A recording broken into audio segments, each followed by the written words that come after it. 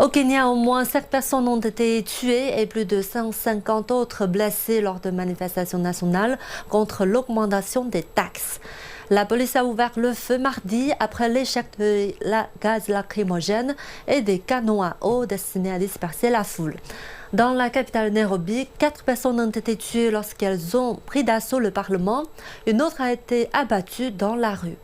Plusieurs sections des bâtiments parlementaires ont été incendiées alors que les députés adoptaient la loi de finances controversée. Le président William Ruto a promis un déploiement total des forces de sécurité afin d'éviter de nouveaux troubles. Les manifestants s'opposent aux augmentations d'impôts dans un pays déjà en proie à une crise du coût de la vie. Ce qui a commencé comme de l'activisme en ligne contre une série de nouvelles taxes proposées dans le projet de loi de finances de cette année devant le Parlement s'est rapidement déversé dans les rues. Menées par des jeunes ultra connectés, les manifestations se sont étendues à l'ensemble du pays. Alors comment en est-on arrivé là ? De lourds emprunts contractés par l'administration précédente pour financer des méga-projets d'infrastructures ont fait grimper la dette du pays. Selon Statista, en décembre 2023, le Kenya avait accumulé une dette publique d'environ 82,1 milliards de dollars. The East African, une publication locale, estime que le service total de la dette du pays représente 58,8% des recettes fiscales, ne laissant donc que 41,2% de celles-ci pour financer les programmes de développement et couvrir les dépenses récurrentes.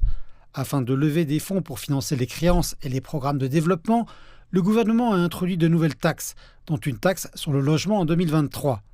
Aggravant le problème, l'administration fiscale du Kenya n'a pas atteint son objectif pour l'exercice financier qui vient de s'achever. Business Daily, une publication locale, rapporte que l'administration fiscale du Kenya a collecté 10,7 milliards de dollars de taxes entre juillet 2023 et février 2024, contre un objectif de 19,3 milliards, soit environ 55% de l'objectif.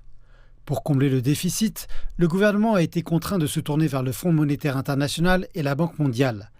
Dans le budget de cette année, le gouvernement a introduit une série de nouvelles taxes et mis en place de nouvelles mesures pour élargir la tranche d'imposition. Les nouvelles taxes comprennent notamment une taxe de 16% sur le pain, une taxe de 2,5% sur la circulation des véhicules et une taxe supplémentaire sur le carburant.